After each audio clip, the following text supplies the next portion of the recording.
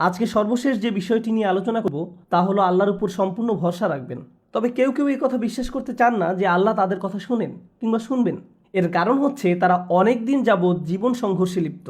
এক সময় তাদের ধারণা হয়ে যায় আল্লাহ তাদের কথা শুনছেন না, তাদের চিন্তা করেন না, তাই তারা আল্লাহর কাছে দোয়া করছেন না, অনীহা প্রকাশ করছেন। প্রথমত এই কথা মনের ভিতরে গেঁথে ফেলুন যে আপনি আল্লাহর কাছে সবচেয়ে বড় পুরস্কার পাবেন। জানেন কি পুরস্কারটি কি? ক্ষমা। এই পুরস্কারের মর্ম বুঝেন বা না বুঝেন, আল্লাহর কাছ থেকে ক্ষমা পাওয়া অনেক বড় পুরস্কার। আল্লাহ যদি আপনাকে কিছু দেওয়ার ওয়াদা করেন তাহলে সেটি অনেক বড় পাওয়া। এবার আমি কিছু উদাহরণ দিই।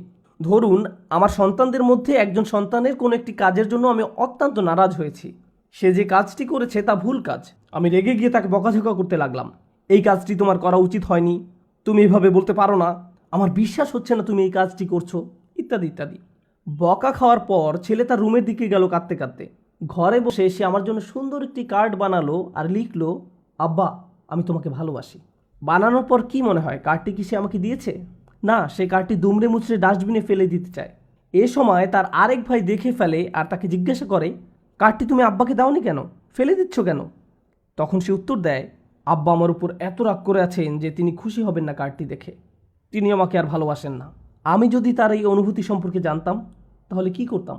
রাগান্বিত হয়ে বলতাম যে হ্যাঁ তুমি কার্ড ফেলে দাও, ভালো করেছো? না, আমি চোখের পানি ছেড়ে দিয়ে বলবো, তুমি এই কথা কেন মনে আনলে যে আমি তোমাকে ভালোবাসি না? হ্যাঁ তুমি ভুল করেছো, তুমি খারাপ কাজ করেছো, কিন্তু তুমি তো আমার আদরের সন্তান। তুমি হাজার ভুল কাজ করলেও আমি তোমাকে ভালোবাসি এবং ভালোবাসবো। আমি রাগ করলেও তোমার প্রতি আমার ভালোবাসা কমে যাবে না। তোমার কার্ডটি আমি ফ্রেমে বাঁধিয়ে রাখবো অথবা শেলফে সাজিয়ে রাখবো। ডাস্টবিন থেকে কার্ডটি নিয়ে সযত্নে রেখে দিব, কারণ আমি আমার সন্তানকে ভালোবাসি যদিও তারা ভুল কাজ করে থাকে আর আমাকে রাগান্বিত করে। এই হচ্ছে আমার আর আমার সন্তানের মধ্যে সম্পর্ক। এবার বলবো আমার আর আল্লাহর মধ্যে সম্পর্ক। আমিও তো আল্লাহর কোনো কাজ ঠিকমতো করি না, তালগোল পাকিয়ে ফেলি। এতে আল্লাহ রাগান্বিত হন, কিন্তু তিনি কখনো আমাকে বকাঝকা করেননি, আমাকে আকস্মিক বজ্রপাত দিয়ে শাস্তি দেননি। তিনি তো আমাকে দোজখের আগুনে ছুঁড়ে ফেলে দেননি, আমার হার্টবিট বন্ধ করে দেননি। আমি যখন মিথ্যা বলছি কখনোই আমাকে শাস্তিস্বরূপ জবান বন্ধ করে দেননি। আমি যখন হাত দিয়ে হারাম কিছু খেয়েছি আল্লাহ আমার হাত অচল করে দেননি। আমি যখন চোখ দিয়ে হারাম কিছু দেখছি আল্লাহ আমাকে অন্ধ করে দেননি। আল্লাহ ক্রমাগত তার রহমত দিয়েই যাচ্ছেন, আর আমি রহমত পাওয়ার পরও বলে যাচ্ছি আল্লাহ আমাকে আর ভালোবাসেন না। তিনি আমাকে ভালোবাসতেন, কিন্তু এখন যেহেতু আমি খারাপ হয়ে গিয়েছি ভালোবাসাটা আর নেই, তাই আল্লাহর কাছে দোয়া করার কোনো কারণ খুঁজে পাচ্ছি না। মনে রাখবেন আল্লাহর মতো কেউ আপনাকে ভালোবাসবে না। আপনার সন্তানের প্রতি ভালোবাসার অংশ, সন্তান আর বাবা মার প্রতি ভালোবাসার অংশ হলো আল্লাহ প্রদত্ত ভালোবাসার কিঞ্চিত অংশ, যা আমাদের হৃদয়ে আল্লাহ ভরে দিয়েছেন। আপনি কাউকে ভালোবাসা প্রদর্শন করতে পারেন না, আপনার সন্তানের প্রতি ভালোবাসার বহিঃপ্রকাশ আল্লাহর কারণেই হয়েছে। এটি আল্লাহর পুরস্কার। চিন্তা করুন, যদি আল্লাহর দুইটি সৃষ্টির মধ্যে ভালোবাসার পরিমাণের ব্যাপকতা এত অল্পের মধ্যেও এত বেশি হয়, তাহলে আল্লাহর ভালোবাসার ব্যাপকতা কত বড় আর কত গভীর। এই ব্যাপারে কারো মন্তব্য শুনবেন না। যারা এটা দৃঢ় বিশ্বাস করে আল্লাহ আর তাকে ভালোবাসেন না, এক্ষেত্রে ইন্ধনদাতা হচ্ছে শয়তান। শয়তান এই কথাটি বিশ্বাস করে। শয়তান আল্লাহর কাছে ক্ষমা চায় না, কারণ সে তার শাস্তি মাথা পেতে নিয়েছে। আপনি যদি আপনার জন্য মেনে নেন, তাহলে আপনি কার পদাঙ্ক অনুসরণ করছেন সেটা একবার চিন্তা করে দেখুন। আদম আলাইসাল্লাম জান্নাতে ছিলেন, জান্নাতের মতো আরামদায়ক স্থান আর কি কোথাও আছে? তিনি যখন ভুল করে ফেললেন আল্লাহ তাকে শাস্তিস্বরূপ পৃথিবীতে পাঠিয়ে দিলেন। তিনি যদি বিশ্বাস করতেন যে আমাকে এত বড় শাস্তি দেওয়া হলো, আল্লাহ আমার উপর এত নারাজ যে পৃথিবীতেই পাঠিয়ে দিয়েছেন, আমি আল্লাহর সাথে আর কোন মুখে কথা বলবো?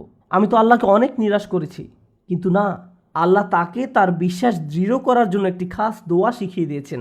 রব্বানা যালামনা আনফুসানা ওয়া ইল্লাম তাগফির লানা ওয়া তারহামনা লানাকুনান্না মিনাল খাসিরিন। হে আমাদের রব, আমরা নিজেদের উপর অন্যায় করেছি, আর যদি আপনি আমাদের ক্ষমা না করেন এবং আমাদেরকে দয়া না করেন তবে অবশ্যই আমরা ক্ষতিগ্রস্তদের অন্তর্ভুক্ত হব। আপনার অবস্থা যে কোনো সময় পরিবর্তন হতে পারে। আপনি অতি উত্তম অবস্থা হতে খারাপ অবস্থানে আসতে পারেন। আপনারাই বলুন, জান্নাত আর দুনিয়ার সাথে কি কোনো দিক থেকেই তুলনা করা সম্ভব? আদম আলাইসাল্লাম দুনিয়াতে আসার পরও আল্লাহর খুব সন্নিকটে ছিলেন, কারণ তিনি আল্লাহর কাছে সব সময় দোয়ায় লিপ্ত ছিলেন। দোয়ার উপর কখনোই বিশ্বাস হারাবেন না। সামনের মাসের জন্য এখন থেকেই প্রস্তুতি নেন, কিভাবে কোন সময় আল্লাহর কাছে ধর্ণা দিবেন, শুধু এই বিশ্বাস নিয়ে যে আল্লাহ আপনার কথা শুনছেন। আল্লাহ নিজেই বলছেন, উজিবু দাওয়াতাদ দাঈ ইযা দাআন। আমি আহ্বানকারী ডাকে সাড়া দেই যখন সে আমাকে ডাকে। এটা আল্লাহর ওয়াদা। আপনি যখন দোয়া করবেন আপনার প্রথম দোয়া হওয়া উচিত আল্লাহর কাছে ক্ষমা প্রার্থনা। এমন উদাহরণও আছে যে একটি জাতি চরম পাপ কাজে নিমজ্জিত এবং সেই জাতির ধ্বংস করে দেওয়া অনিবার্য সত্ত্বেও আল্লাহ সেই জাতিকে ধ্বংস করছেন না, কারণ সেই জাতির মধ্যে এখনও কিছু লোক আছে যারা প্রতিদিন আল্লাহর কাছে ক্ষমা প্রার্থনা করছে।